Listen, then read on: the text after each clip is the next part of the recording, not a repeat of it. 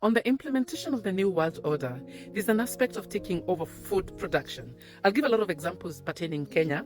In the previous administration, the Uhuru administration passed what we call the Seeds and Varieties Act. So essentially here in Kenya, if you share seeds with your neighbor right now, it's illegal. It's an illegal process. Like even though you're sharing seedlings, stem cuttings, any sharing of seeds in Kenya is illegal. Of course, we have organizations that have gone to court and they've challenged that act of parliament that is unconstitutional.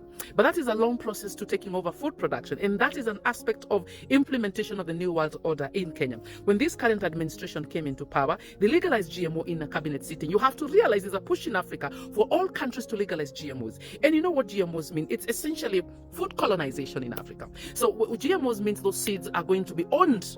Of course, they'll tell you, increasing food security, increasing production. It's all a lie. It's all a lie because GMO seeds, you have to plant them with a lot of fertilizer, a lot of herbicides, pesticides. And the farmers do not have money, to be able to sustain such sort of a crop. And the farmers will have to go to the shops every other day to buy seeds. But in the African setting, we borrow seeds from each other. We share seeds. When we harvested, we picked the best of the seeds and stored that for the next rainy season. That's the African practice or the African culture. But with GMO, you're going to lose that.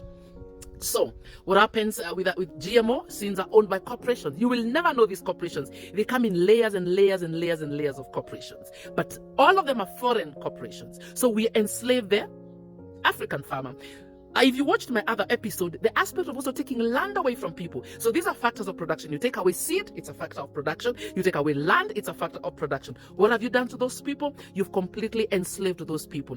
And a good example here in Kenya, after they legalized GMO, they brought so many bills in parliament, bills on agriculture, punitive bills on agriculture. Like even my grandmother has to register to be able to farm and get a certificate and be in a particular board.